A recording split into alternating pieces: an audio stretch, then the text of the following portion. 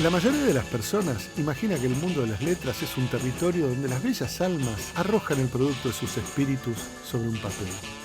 Eso es puro cuento. En realidad, la literatura es una zona de conflicto donde cada escritor pelea por encontrar su lugar bajo el sol, empuñando su obra en este campo de batalla. Me considero un mal poeta, pero me gusta.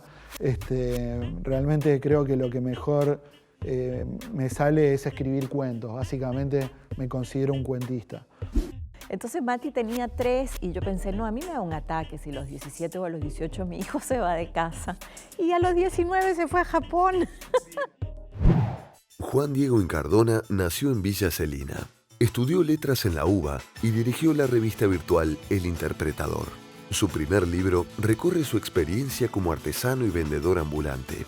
En los siguientes aparecen aventuras con tintes fantásticos y mitos del conurbano bonaerense. Publicó poesías, cuentos y novelas. En su último libro, narra historias nacidas en el encierro de la cárcel de Ushuaia. Hola, ¿qué tal? Estamos en otra emisión de Campo de Batalla. En este primer bloque y en el segundo también vamos a conversar con Juan Diego Incardona. ¿Qué tal, Juan? ¿Cómo andás? Hola, Daniel, gracias por invitarme. No, nada. ¿Te dicen Juan o Juan Diego? Me han dicho tantas cosas en la vida, pero en mi familia sigo siendo Juan Diego. Era una especie de novela mexicana porque todos nombres compuestos. Entonces era María Laura, María Cecilia, Juan Diego, a comer. Era una cosa así, tipo Culebrón. Todo doble. Y bueno, mi vieja y mis tías, 3 nombres. Esa cosa de acumular nombres. Ahora no sé, supongo que para mis amigos generalmente soy Juan. Diego solo, medio raro. Claro. O sea que te criaste en un ambiente más que novelesco, telenovelesco. Exactamente, buena definición. Y más que argento, mexicano. Bueno, mezclado. Sí, el barrio era una mezcla de todo. La verdad que de gente que venía de muchos lugares, en Villa Celina, muchos inmigrantes, donde se hablaban jergas y idiomas mezclados. ¿Pero vos sos de Villa Lugano o de Villa Celina? Villa Celina, que es parte del partido de La Matanza. Está pegado a la General Paz, en realidad es General Paz y Richeri. Sí. Hacia el sur está el Riachuelo y el mercado central vendría a ser como el fondo de Celina. Es una zona de La Matanza de barrios chiquitos, tipo Tapiales, Aldo Bonzi, Villa Madero, Ciudad Evita. Sí. Y que ¿Clase media baja? Sería. Y sí, clase trabajadora, clase media baja, también mucha clase baja, muchas villas, Sí. barrios de monoblocks. Cuando yo era chico, vivía ahí hasta los 28 años, era una zona que para mí era como una suerte de archipiélago, porque a la noche eran los cascos de luz como si fueran pueblos y en el medio la oscuridad de los potreros, los descampados. Eso cambió mucho porque ahora todo está edificado y es muy distinto a aquella Villa Celina donde yo crecí, que era una mezcla de asfalto y pasto. Sí. Había mucho de lo rural, incluso nosotros íbamos al campito, le decíamos, pero que en realidad era una extensión muy grande de potreros hasta el Riachuelo. Íbamos de chicos a cazar liebres, cuises, como si fuera, digamos, El un campo. lugar del interior, claro. Sí. ¿Y eso configuró de alguna manera tu primera mitología literaria? Sí, se fue dando porque en realidad empecé escribiendo otras cosas. En algún momento, 2004, 2005, probé escribir algunas anécdotas, digamos, relatos bien autobiográficos que tenían que ver con mi infancia, con mi adolescencia, que a mis compañeros de la facultad, con quienes habíamos empezado una revista que se llamó El Interpretador, Sí. les encantaba escuchar. Cada vez que nos reuníamos yo les contaba alguna anécdota de mi barrio. Bueno, vos estabas marcado por la superstición de parecerte a Borges. Y en un punto, mis primeros pasos cuando llegué a Letras fueron más de imitación. Y el gran faro era Borges y mis primeros cuentos eran una escritura, una mala copia, digamos, imitando en realidad lo que no tenía que hacer, vocabularios, fórmulas que en realidad, o una falsa erudición Sí. que en este caso no se componía de la Enciclopedia Británica, sino de el ver para saber por fascículos que tenía en mi casa, ponele, ¿no? Y después, bueno, me fui soltando con un universo más personal y, bueno, te Perdón, decía... entonces vos no es que tuviste primeros lectores, sino primeros oyentes. Primeros oyentes. Calculo que por eso soy cuentista, básicamente, aunque he escrito alguna novela, porque en un punto también en el barrio, la idea de contar algo, el cuento, ¿no? Me gusta pensar eso, que el cuento es más viejo que la literatura y que es parte de la comunicación humana. Y de hecho en el barrio se contaban cuentos todo el tiempo. Bueno, pero en realidad cuando vos decís que el cuento es más antiguo que la literatura, en realidad estás diciendo que el cuento forma parte de la transmisión oral. Exacto. Digo, no forma parte de la literatura, pero no de la escritura. Exacto, sí, eso bien. quiero decir. Y de hecho lo viví en carne propia. Sobre todo las fórmulas que se van dando en la comunidad a la hora de contar. Ajá, ¿cómo es eso? Y, por ejemplo, cuando yo era chico, a mí me atropelló un auto. Yo vivía a 8 cuadras de la General Paz. Como muchos niños, no le hacía caso a mis padres cuando me decían, hace esto o no hagas aquello. Claro. Una cosa que me decían era, bueno, antes de cruzar, mirá para los dos lados. Y Porque crucé. siempre hay un boludo que cruza, que va en contramano. Sí, bueno, en realidad en el conurbano todas las calles son mano y contramano, por lo menos en esa época.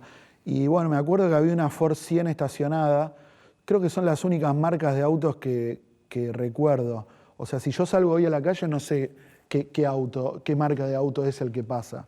No sé si es un trauma o simplemente desinterés. Pero bueno, pasé corriendo, todos los pibes jugando a la pelota, y me levantó por el aire un Peugeot 504. Caí de cabeza, todavía tengo acá la cicatriz. Mi vieja tuvo esa sensación de alerta de los seres queridos que están en peligro. Salió a la calle y me vio a mí bañado en sangre. No fue para tanto, no pude caminar prácticamente por un mes, casi me quiebro la cadera, pero lo interesante fue el relato de los vecinos sobre este accidente. ¿El conductor se detuvo? Sí, no, re bien, me llevó a la salita. No teníamos hospital en Celina, había una salita de primeros auxilios en el centro comercial, ahí en los edificios del barrio General Paz. Y bueno, la cosa es que a medida que te acercabas a la General Paz, cada cuadra, el relato oral de los vecinos iba exagerando el accidente. El que más exageró, ¿cuántas vueltas, triples saltos mortales te vio hacer? Eso en realidad no fue para tanto. Lo peor eran los miembros que me iban sacando del cuerpo. En un momento perdía una pierna, un brazo, y alguna vez ya en la General Paz, un poquito antes, era prácticamente un torso, la cabeza mutilada, y alguna vez me morí en el relato de los vecinos en la General Paz, ya no por un Peugeot 504, porque también fue creciendo. Primero fue una combi, una camioneta, un colectivo. Ya era un acoplado que me había reventado, mis ojos habían rodado por la calle y bueno, finalmente morí. Nunca llegué a cruzar la General Paz. Eso, en un punto, si lo pienso ahora, marcó mi destino también con mi forma de escribir, donde, bueno, justamente el universo que desarrollo tiene que ver con el conurbano bonaerense. Y con la hipérbole. Y con la hipérbole totalmente, porque la exageración de los vecinos me marcó incluso a mí una forma de escribir que aparece mucho también en los libros, la exageración. Sí, para mí la única manera de ser realista es exagerar siempre. Y como art, ¿no? Exactamente. Exagerar, sí. Me gusta. ¿Y pero ahora como escritor, cómo se te constituyó tu zona? ¿Y cómo accediste a la idea, si es que hay una idea cierta ahí, de que hay una especie de arte peronista? Sí, en realidad, a veces poner etiquetas, eso pasó mucho con el periodismo cultural, yo lo viví cuando salió Villa Celina, esto de querer definir a la obra y al autor, ¿no? Me parece que la literatura es muchas cosas y no alcanza con explicarlo simplemente con un adjetivo, literatura costumbrista, literatura peronista, neoperonista, literatura barrial, en fin, creo que no, es insuficiente pensarlo así. A mí lo que me pasó es que escribí un primer libro, Villa Celina, que es cierto, se compone en gran medida de anécdotas y relatos autobiográficos, Pero a medida que fui escribiendo, yo ya estudiaba letras, empezó a operar en mí un interés por construir una zona literaria propia, Sí. despegando en cierta medida de lo autobiográfico y alimentándome incluso de la lectura de otros autores. Cuando empiezo con el segundo libro, que es El Campito, a mí me resonaba no solo Marechal, que es el primero que todos me nombran, Sí. que me encantó leer, por ejemplo, El Adán Buenos Aires, sino especialmente Juan Rulfo, volvemos a lo mexicano, La Comala de Rulfo, ¿no? Y en un punto todas las ciudades inventadas de América, ¿no? Macondo, veo que está por ahí, ¿no? Sí, La creo que cita, sí, sí. o Netti, o incluso Faulkner, a todos ya los había leído en la carrera, me inspiraban, me daban la idea de poder construir mi propia zona, a partir de un Eso es lugar bien faulkneriano. geográfico. Bien faulkneriano, ¿no? Mi Yonapatagua, al sudoeste del conurbano bonaerense. Aprovechar la experiencia vital, pero mezclarla con otras cosas. Por eso ya en El Campito se mete mucho la imaginación. Incluso hay personajes de otros libros, porque están dentro del Campito los excursionistas de Saavedra que están perdidos, del libro de Marechal, o Star Dosain, que bueno, supuestamente retomo después de los lanzallamas, después del suicidio del personaje, aparece acá donde finalmente logra hacer la rosa de cobre. Gracias a las aguas residuales del riachuelo, él planta campos de rosas de cobre, jazmines de bronce, malbones de alpaca. ¿Y recupera a Elsa, la mujer, o no? Se fue con el capitán ella. Elsa aparece, pero en forma de lancha. En El Campito es la lancha que tiene el jardinero de los campos galvanoplásticos, que es Erdosain, Sí. donde viajan los personajes principales y donde viven distintas peripecias, situaciones en sus aventuras por este lugar ya mítico que está ubicado en el libro entre La Matanza, Esteban Echeverría y Lomas de Zamora. Sí. Y te hago una pregunta. En las Estrellas Federales, vos es como si tomaras ese universo, ya lo explotaras, hicieras algo. Me hizo acordar de alguna manera a ese cine americano que toma personajes de otras ficciones, los pone en un mismo puzzle, como hace Marvel, digamos, Sí. y los hace explotar, ¿no? Y las Estrellas Federales ya es como una especie de apocalipsis zombie Sí. de Villa Celina y El Campito, ¿no? Lo que pasa es que ahí quise cerrar la saga. Por eso tal vez esa idea de final, de fin del mundo, de apocalipsis, Sí. también era el final de toda esa obra que había comenzado con Villa Celina, que continuó con El Campito y Rock Barrial. Y es cierto que se retoman personajes de otros libros, de libros propios. Por ejemplo, el protagonista del Campito, Carlitos el Ciruja, aparece en Las Estrellas Federales.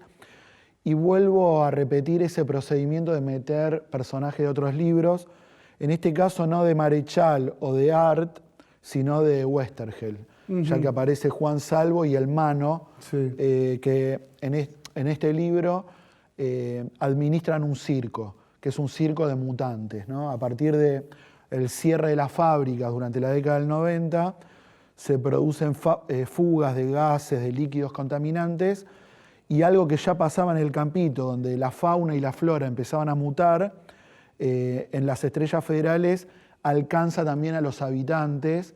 Y bueno, hay personajes como la mujer lagartija, los infracaballos, bastante fantasioso, pero que en un punto para mí eran como una metáfora de lo que yo recordaba de esa década, donde tipos como mi viejo, los tipos que habían trabajado durante toda la vida con un oficio, ¿no?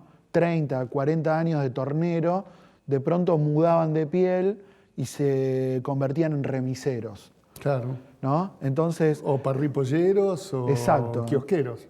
esa mutación que viven los habitantes, que son como ex-men conurbanos que mudan de piel, y que me parece que es una propiedad también del trabajador argentino, ¿no? Esto de, cada vez que viene una crisis, una hiperinflación o que aumenta la desocupación, nuestra clase trabajadora tiene esa capacidad de ir al rebusque, a la changa, de sobrevivir.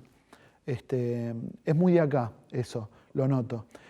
Ahora estuve en Alemania 3 meses y hablando mucho allá, conociendo un poco de ese lugar impresionante. y empezaba a notar muchas cosas y muchas diferencias y a tratar de poner también en valor algunas cosas nuestras que incluso paradójicamente de la precariedad trae cosas buenas a veces. Por ejemplo, en la literatura, esto del under literario, la autogestión, el cooperativismo, esto de fábrica recuperada está en la literatura también, ¿no? Editorial independiente, todo ese mundo ahora tan vital. parece que solo hubiera editoriales independientes. Bueno, pero Bueno, de eso, claro, hay espérate, muchas. porque de eso vamos a hablar luego del corte. Enseguida volvemos con Juan Diego Incardona.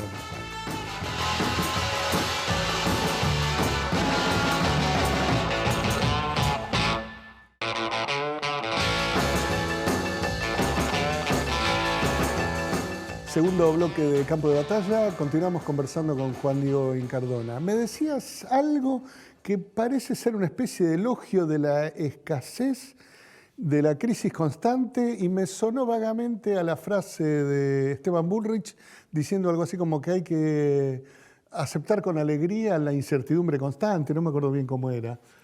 No, bueno, obviamente que uno no acepta con alegría la marginalidad, la pobreza, la precariedad, la escasez. Lo que sí trato de decir, de elogiar cómo, digo, en un punto nuestro pueblo siempre sobrevive y que yo recuerdo a mi papá que de pronto cerró la fábrica, se quedó sin laburo y bueno, siguió adelante, ¿no? Con lo que se podía hacer en ese momento, de hacer una changa. Bueno, atrás había quedado aquello de la fábrica casi como un mundo perdido. Incluso para nosotros que en los 90 crecimos en las veredas de aquellos barrios, ahí surge fuertemente lo que fue el rock barrial, que es el título de uno de mis libros, sí. En una zona aparte donde hubo muchas bandas. El decorado eran justamente esas fábricas que se cerraban y que para nosotros eran lugares casi te diría hermosos, como parecían sacados de una película de Tarkovsky, lugares soviéticos con las máquinas y las matricerías, todo lleno de plastiquitos y estructuras muy grandes, llenas de escaleras, donde nosotros íbamos de aventura. La belleza de la ruina. Sí, así que bueno, en un punto también nuestros campitos, que hoy lo veo con la mirada del adulto, eran peligrosos, había basurales, vidrios, cosas cortantes, pero que para nosotros era un espacio de felicidad, porque éramos jóvenes. En un punto íbamos ahí de excursión y hacíamos cosas más de chicos sin la noción del peligro. Y estaba el riachuelo, que era como nuestro Mississippi contaminado, ¿no? En un punto éramos como Tom Sawyer y Huckleberry Finn, claro, versión local, ¿no? Con olor a podrido, pero para mí son recuerdos felices. Bien, y tu último libro ya se corre de la zona de ese mito inicial, y en La cárcel del fin del mundo ya trabajás como crónicas periodísticas bajo la figura de la literatura, ¿no? El cuento del petiso orejudo, que es buenísimo además. Gracias. Ese es un libro que es medio raro para mí, en un punto implica también una transición con respecto a este universo que fue también una zona de confort para mí. Viste que de pronto estás escribiendo en un espacio que ya sabes controlar. Sí. Los personajes, las geografías, los registros. Y de pronto es buscar algo nuevo. Y que bueno, en realidad se compone de cuentos que tenía de antes con alguno nuevo. El que da título al libro, La cárcel del fin del mundo, tiene bastante investigación, pero bueno, obviamente hay mucha ficcionalización con respecto a los últimos días o a la estadía, en realidad, de Cayetano Santos Godino en la cárcel de Ushuaia. Y también hay otros cuentos. Ahora cuando me preguntan, siempre hago el chiste de que yo lo escribí en el siglo XIX, medio que no me reconozco porque son cuentos muy clásicos algunos o con desenlaces. Bueno, no reconocerse es un buen principio para seguir escribiendo, ¿no? Sí, seguro. Bien. Y decime, ¿qué textos trajiste para recomendarnos de otros autores que uno desconoce? Bueno, traje a dos autores contemporáneos argentinos. Por un lado traje a I. Acevedo, su último libro editado por Rosa Iceberg. Y Acevedo, en su encarnación anterior, era Inés Acevedo. Inés Acevedo, que justamente en su escritura lo que narra es la transición de género, de su sexualidad, de Inés a I. Acevedo. Me pareció un libro muy interesante, no solo por el tema, que realmente creo que es un libro que en un punto toca fibras íntimas de esta generación y de muchas cuestiones que tienen que ver con la autopercepción de género, de la sexualidad, etcétera, sino también porque es una escritura que a mí me parece muy jugada, muy interesante, muy espontánea y por eso se vuelve magnética. Todo el tiempo le falta el respeto a esa gramática tal vez más tradicional que yo en un punto creo que tengo. Y justamente por eso me gusta, porque mezcla registros. ¿Reemplaza la A o la O por la X? ¿A eso te referís? No, no necesariamente. Hay momentos donde puede aparecer marcas de lenguaje inclusivo, pero sino sobre todo, casi a la manera de Puig, cómo se van mezclando registros de distintos géneros para poder narrar y contar historias. Me interesa eso. Y después traje de Pedro Rosenblatt un libro de cuentos, Pasaron cosas, mucho humor. Es una cita de la frase famosa del presidente Macri. Exacto, porque son cuentos que transcurren durante el macrismo, muy desopilantes, con mucho humor, donde aparecen personajes tanto de la política como del periodismo, metidos en situaciones muy insólitas. Por ejemplo, varios personajes del kirchnerismo son enviados a una granja para ser recuperados, planean una fuga, hay un complot que se lleva a cabo en Varela Varelita. Me pareció muy imaginativo y me gustó mucho. El título dentro de la figura de lo desopilante es interesante. Uno sale con una chica, no funciona y dice, pasaron cosas. Pasaron cosas. ¿No? Bueno, Juan, te agradezco que hayas venido. Una pregunta última. ¿Qué estás escribiendo ahora? Estoy con una novelita realista que se llama Los Buscas, que se trata de un grupo de vendedores ambulantes que de pronto empiezan a pergeniar maneras de apostar en los casinos y están ahí buscando como formas de salvarse, están con eso. Estoy con eso y además con algunas cosas sueltas, relatos más bien urbanos, pero ubicados más que nada en la capital, no tanto en el conurbano como en mis libros. Y de vez en cuando escribo poesía. Entre mis libros que traje, no traje el último que me publicó Vox, que es una editorial de Bahía Blanca de poesía, que edita Chicho López, que se llama Amor Bajo Cero. Me gusta leer y me gusta escribir poesía. Me considero un mal poeta, pero me gusta. Realmente creo que lo que mejor me sale es escribir cuentos. Básicamente me considero un cuentista. Bueno, pero no está mal joder a los lectores con aquello que uno hace mal, para que después se conforten leyendo lo que uno hace bien. Ponele. Bueno, gracias Juan. No, gracias a vos, Daniel. Y ustedes no se vayan, salvo que quieran hacerlo, porque en el próximo bloque estamos con Mori Ponzowi.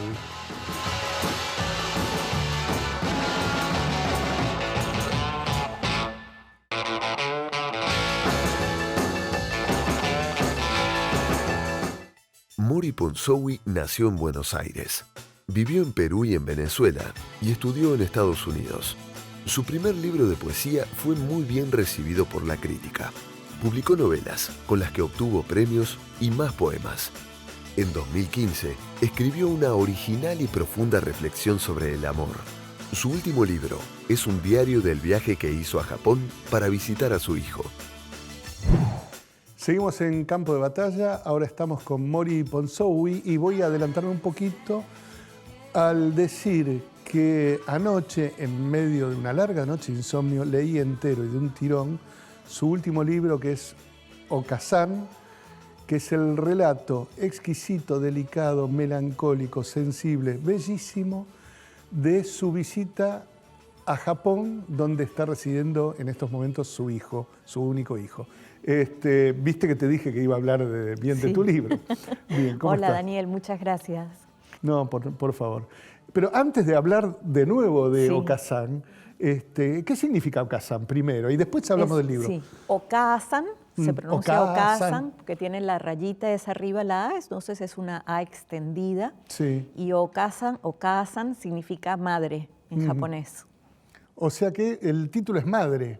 El título es Madre, sí, y lo puse, en el libro lo cuento, lo debes haber visto, pero porque siempre, claro, yo no sabía japonés cuando fui a Japón y ahora estoy estudiando, y siempre que yo necesitaba comunicarme con alguien o preguntar lo que sea o qué sé yo, le decía Mati. Mati era mi intérprete en Japón, ¿no? Entonces, y yo escuchaba que en medio de la frase o al principio o al final siempre escuchaba Okazan y no sabía lo que quería decir. Entonces, un par de días después le pregunté, ¿qué quiere decir esa palabra que yo escuchaba tanto? Y entonces ahí me dijo mamá o madre, digamos. Después está todo el asunto del sufijo y el prefijo, sí. Bien. Tengo una consulta. Leyendo tu biografía vi que viviste muchos años en Perú y en Venezuela. Sí.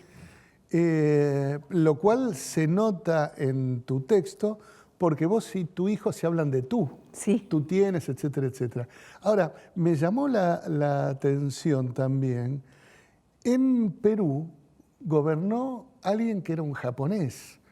Sí, ¿no? Pero Fujimori. nosotros ya no estábamos ¿Ya no estaban ahí no. cuando Fujimori gobernó? No. Porque se me había ocurrido leyendo el texto que tal vez en tu hijo el deseo de viajar a Japón tenía que ver con... No, nada. Bueno, no. hay una gran comunidad japonesa en Perú. Sí, muchísimas. Sí, de ahí vienen además una gran cantidad de restaurantes chinos que se llaman chaufa, pero es por los chinos y por los japoneses. Claro. Sí, hay mucha comunidad. Sí.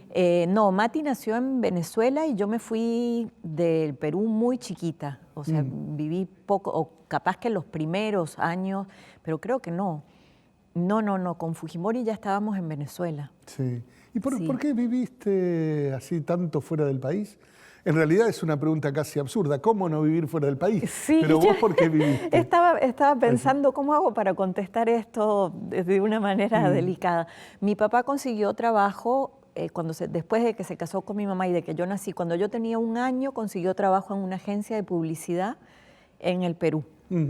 Y entonces es una de esas agencias que está en muchos países. Claro. Y entonces nos fuimos al Perú y del Perú lo trasladaron 7 años después a Venezuela, a la misma agencia. Sí. Y después, cuando llegamos a Venezuela, les gustó a mis padres mucho Venezuela y ya no querían que lo siguieran cambiando de país en país. ¿Qué era la Venezuela de Carlos Andrés Pérez, digamos? Era la Venezuela saudita todavía en esa época, sí. Creo que cuando llegamos estaba Caldera o acababa de estar Caldera y después Carlos Andrés y... sí, era una Venezuela en la que había un montón de argentinos exiliados también a los que les fue a casi todos maravillosamente bien. Sí. Era un gran foco cultural latinoamericano. Sí. Y entonces dejó de trabajar en la compañía de publicidad y empezó a trabajar en una compañía ya venezolana. Y después, ahora mi padre está acá porque la que vino fui yo sin haber vivido nunca acá, porque yo me fui de aquí de 1 año. Después de que me separé del padre de Mati, ya Venezuela había entrado como en un declive. La moneda se devaluó, pero abruptamente en un 100%, y cerraron la mitad de los bancos. Y entonces en esa época yo tenía varios trabajos, pero me quedé sin nada.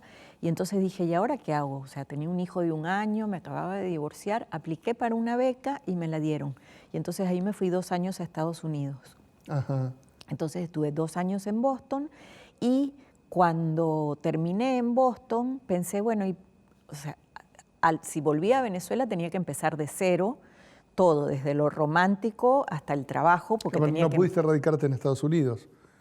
No quise radicarme en Estados Unidos, porque en Estados Unidos los chicos cuando terminan bachillerato, viste que se van de la casa de los padres. Claro, y se van a otro estado. Entonces Mati tenía 3 y yo pensé, no, a mí me da un ataque si a los 17 o a los 18 mi hijo se va de casa. Y a los 19 se fue a Japón. Bien, ahora pasamos a hablar de eso. Digamos, por tu terror del traslado a otra ciudad a la que hubieras llegado en 1 o 2 horas de avión. Sí. el pibe salió rajando a Japón, que son, no sé, 24... 36. 36 horas de viaje. Sí.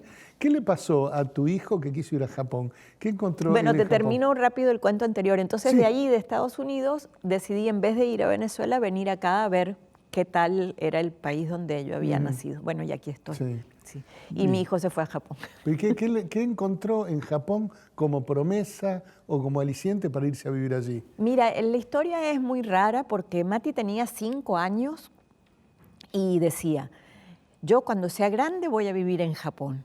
Entonces yo pensé que eran como las cosas que dicen los niños chiquitos. Claro, quiero ser buzo, astronauta. Sí, qué sé yo. parecerme Y a entonces Superman. él iba a vivir en Japón y entonces dibujaba su casa, y dibujaba una casa, bueno, como las casas con palitos que dibujan los niños, pero dibujaba una casa buenísima con árboles y un jardín y ventanas y enorme y qué sé yo. Y entonces después dibujaba en el aire un círculo así. Y adentro me dibujaba a mí con palitos. Decía, ¿y aquí vas a vivir tú? Y le digo, ¿y por qué yo voy a vivir ahí? Me dice, sí, las llaves las voy a tener yo. Él siempre ha tenido una idea de que yo soy o estoy un poco loca. Entonces, yo le decía, ¿y por qué las llaves las vas a tener tú? Y me decía, y voy a dejar la puerta cerrada desde afuera para que no puedas salir. Entonces yo me hacía la indignada y él se moría de la risa. Y años después se va a Japón. O sea, años después, a los 17 o 18, ya había terminado bachillerato y se enteró que el gobierno japonés, a través de la embajada aquí, daba becas para ir a estudiar la carrera a Japón. Pero para eso tenías que saber japonés, tenías que tener un nivel de hay un examen de japonés, de matemática y de inglés. El inglés sabía, las matemáticas eran avanzadísimas y bueno, y entonces se puso a estudiar japonés como loco, dejó la universidad. Que, bueno, primero fue una condición, que yo le pagaba las clases de japonés y seguía con el CBC, Sí, pero no. bueno, al principio siguió porque la mamá le tenía que pagar, o sea, como para cumplir con el pacto, pero después me dijo, mira, yo no puedo seguir haciendo las dos cosas, si hago las dos cosas no voy a pasar el examen. Ni entrar en el CBC. Claro. Claro. Y además yo me daba cuenta, nunca en su vida había estudiado tanto, siempre fue un alumno normal, se llevaba alguna materia, o sea, no era un alumno brillante. Y nada, de pronto se empezó a levantar a las 6 de la mañana todos los días y estaba encerrado en el cuarto y te juro que estudiaba 10, 12 horas diarias hasta medianoche. O sea, tu hijo dibujó una casita en la cual te encerró, te dejó adentro, tiró la llave y salió volando a Japón años más tarde. Y vos abriste y fuiste a visitarlo. Claro.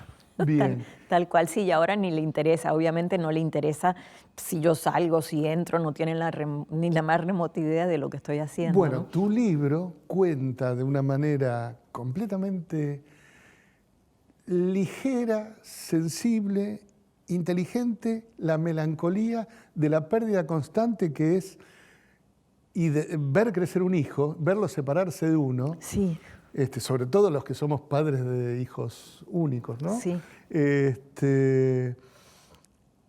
Y al mismo tiempo constata la evidencia de que un hijo es de uno, pero es un uno distinto de uno y completamente ajeno y misterioso. Sí, sí, ¿no? es para el mundo. Además, yo en cierto modo depende de en qué momento del año o de cómo estén mi química interior, qué sé yo. A veces me siento muy orgullosa porque yo siempre lo quise criar con mucha libertad, o sea, que él fuera una persona libre y que no se sintiera culpable de tomar las decisiones que quisiera tomar. Y entonces, en ese sentido, te decía, cuando estoy optimista, me siento orgullosa de mí porque digo, uy, bueno, lo logré, o sea, en realidad es hiper recontra libre. Y después, bueno, por supuesto, en otras ocasiones me da el bajón. Sí, está un poco lejos, ¿no? Está un poco lejos, sí. Hay dos cosas que me llamaron también mucho la atención en el texto. Primero, la figura del padre de tu hijo, del cual vos te separaste al año de él, y sin embargo, el texto tiene una relación con ese sujeto ausente, del que no mencionás más que levemente que ha muerto, pero hay una relación amorosa que dura con el tiempo, que es raro en un relato que, aunque no lo tenga por objeto, cuenta de una separación. En general la gente queda más bien herida en las separaciones o dolida. Sí, Y por otro lado me llamó también, después vamos a hablar de algunas otras cosas, me llamó la atención, el libro tiene fotos. Vos decís ahora, que yo no lo sabía, que tu hijo es fotógrafo. Y sin embargo no hay fotos de tu hijo, y hay fotos tuyas con tu hijo. Es como si la imagen de los personajes, que son vos y él, puestos en el texto, estuvieran fugados de la imagen. Sí, la idea de que el libro tuviera fotos fue de la editora.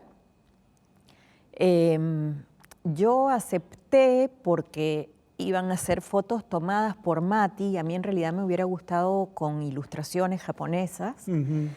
Y lo que no quise, y lo tuvimos que conversar un montón en la editorial, es que hubiera fotos relativas a lo mismo de lo que yo estaba hablando. O sea, que para hubiera... no duplicar. Sí, porque además a mí me parecía que el libro tenía que bastarse solo. Independientemente de que con las entrevistas y todas estas cosas uno lo ayuda, ¿no? Pero que como objeto no si yo había escrito bien, sí. Si yo había descrito bien y había hablado bien Shirakawa Go, no tenía que haber una foto de Shirakawa Go al lado. O sea, claro, hay una foto de una bicicleta. Por eso, entonces son fotos que Mati tomó al azar, ni siquiera especialmente para el libro. Sí. Y entonces Mati nos mandó un montonazo de fotos y en la editorial eligieron cuáles fotos poner, pero no eran fotos de nuestro viaje. Bueno, sí. Ahora en el próximo bloque vamos a hablar de qué viaje es la literatura para un escritor, si te quedás como se quedará, supongo, el espectador. Ya venimos.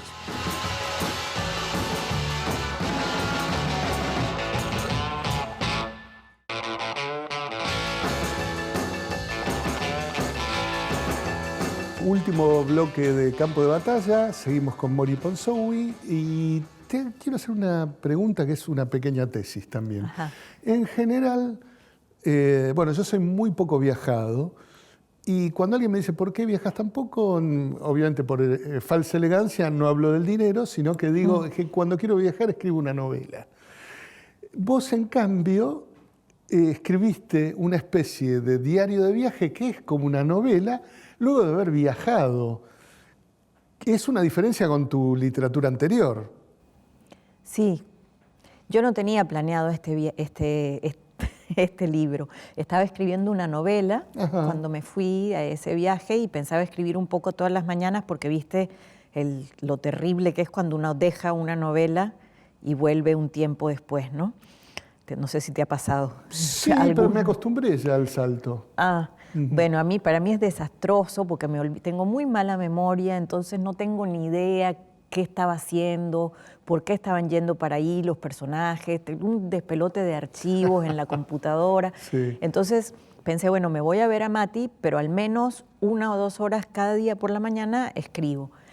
Y al par de días de llegar me di cuenta que tenía la cabeza tomada, o sea, todo tomado por lo que estaba pasando en el viaje, no solo por lo extraño y desconocido que es Japón, sino por lo extraño y desconocido del personaje hijo con el que yo me estaba encontrando, ¿no?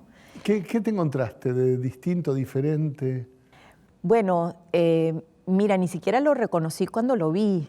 Yo cuento ahí en el libro que llegué al hotel, él había llegado antes que yo, porque él estaba en una residencia estudiantil en ese momento, a donde yo no me podía quedar con él, entonces había reservado en un hotel para estar ahí los dos. Y entro y la recepcionista me dice, su hijo ya llegó, pero así como si todo el hotel me estuviera esperando, como si todo el mundo supiera quién era yo. Y entonces me dice el piso, no me pide el pasaporte, nada, yo voy, llamo el ascensor, la puerta se abre, sale un chico joven, yo empiezo a entrar y me dice, Ma. Y yo miro y le digo, ¿eres tú? Y me dice, sí. Bueno, pero abrázame, me dice. Yo me quedé totalmente choqueada. Porque tenía un nido de pájaros en la cabeza. Tenía un nido de pájaros en la cabeza, el pelo distinto, de otro color. Estaba flaquísimo, flaquísimo, flaquísimo. Estaba muy bronceado y él siempre fue muy blanco. Y entonces, bueno, entre eso, la ropa, además, todo vestido, qué sé yo, no sé qué parecía. Y nada, no lo reconocí. Y esto es físicamente, quizás estoy exagerando un poco, pero es cierto que no lo reconocí. Pero después también no lo reconocía hablando japonés. O sea, imagínate tú un hijo tuyo que esté hablando en un idioma, porque uno puede no saber francés, no saber italiano, qué sé yo, alemán incluso, pero el japonés tiene que ver tan poco con todo lo que conocemos, Sí. que no tienes ni la más remota idea de lo que está diciendo. Y entonces él caminaba por esa ciudad que a mí me parecía Neptuno, digamos, y hablaba en un idioma que también me parecía de otro planeta. Y bueno, nada, es una extrañeza muy grande y entonces tenía que escribirlo. En el libro es muy linda la constante evidencia de que lo más cercano a uno se convierte en lejano y al mismo tiempo sigue siendo cercano. Sí. Y también la reserva, la discreción respecto de los motivos de su viaje, de quién es él, y no hay tampoco, y esto sí me da curiosidad, constatación de qué efecto tuvo en tu hijo la lectura de tu diario. Porque vos se lo diste a leer antes de publicarlo. Sí, sí. Sí, se lo di, le dije que si había algo que no quisiera que estuviera o con lo que no estuviera de acuerdo o lo que fuera, que me lo dijera. Lo leyó, me dijo que le parecía todo bien y el único comentario que me hizo fue eso que también está ahí, que dice, ¿tú de verdad crees que las cosas pasaron de esta manera? Sí. Bueno, habría que ver qué cuento... Habría que ver su versión. Claro. Te digo que han pasado 2 años y medio o 3 desde ese viaje y las cosas que ha hecho Mati, las cosas que le han pasado, es como para escribir otro. Todo el mundo me dice, no va a haber Ocasan 2, y yo le digo a Mati, la verdad, hijo, es que esto estaría como para contar otro libro. Me dice, bueno, escríbelo. Le digo, no, yo no voy, es que eso lo tienes que escribir tú. O sea, Claro. ya ahora es su vida, Habría que ver digamos. cómo se dice hijo en japonés. Musuko, Musuko, bueno, es Sí. un libro... ¿Qué apellido tiene tu hijo? Soya. Soya. Ajá. Sí. Mati Soya sería, Sí, Matías Soya. Matías Soya, sí. Bien. A mí siempre quise que pusiera el Ponzowi al lado porque lo crié sola, pero no sé, no quiso el apellido doble, entonces es Mati Sola, sí. ¿Y tu hijo piensa en volver o simplemente No, quiere que cada no. 2 o 3 años lo vayas a visitar? No piensa volver, no. Ujú. De ninguna manera piensa volver. Es muy raro porque es como si hubiera encontrado su lugar en el mundo antes de conocer el lugar y él está como pez en el agua, digamos, es una frase un poco trillada, pero en el último viaje que hice, que no fue el que cuento en el libro, sino otro, después estábamos en un pueblito mínimo en Japón en el que no hay nada particular. Incluso decidimos ir a ese pueblito porque íbamos a ir a una ciudad que es bastante conocida y entonces él me dice, ¿y si en vez de decidir a qué ciudad vamos así, anotamos varias ciudades al azar en papelitos y los sorteamos? Y entonces le digo, bueno, me parece buenísimo. Entonces él escribió 3 ciudades en 3 papelitos, o pueblos, yo escribí 3 también, entonces algunas ciudades y algún pueblito chiquito en papelitos, los doblamos, hicimos así y sacamos papelitos y ahí fuimos. Y el que nos tocó es un pueblito de 3 calles insignificante donde nadie va a hacer turismo, se llama Onomichi. Y caminábamos por Onomichi callados, somos bastante callados a veces, y me dice, ay, qué bueno que vivo acá, ¿no? Sí, y ya hacía 2 años y pico que estaba, o sea que él está recontra feliz. Y para vos es un enigma el motivo por el cual, y sigue siéndolo, por el cual... Sí, yo pienso que para él también, yo no creo que haya una razón particular, creo que son esos misterios de la vida, como por qué uno se enamora o por qué escribimos. O sea, la gente siempre nos pregunta a los escritores, ¿por qué escribimos? Mientras no tengamos respuesta, seguiremos haciéndolo. Claro, por eso. Entonces es como tan misterioso todo, sí. Entonces yo le digo, pero por ejemplo, ¿no te gustaría ir a trabajar a Francia si te contratan de fotógrafo a París o a Nueva York? Me dice, bueno, a Nueva York puedo ir unos meses, pero es volver a Japón. Pero Tokio es Tokio y Kioto es Kioto. Sí, sí. Bien. Bueno, del País de los Cerezos pasamos a tus recomendaciones de libros. Sí. Brevemente, contanos qué libros elegiste. Y Sí, por qué. elegí un libro de un autor argentino que me gusta mucho, que se llama Gustavo Ferreira. Es un libro que se llama La familia, Sí. y me parece un librazo, me parece una novela espectacular, muy ambiciosa. Es toda una saga familiar que lleva como 100 años, o sea, narra 100 años en la vida de esa familia y cómo se va transmitiendo algo de generación en generación, algo un poco oscuro.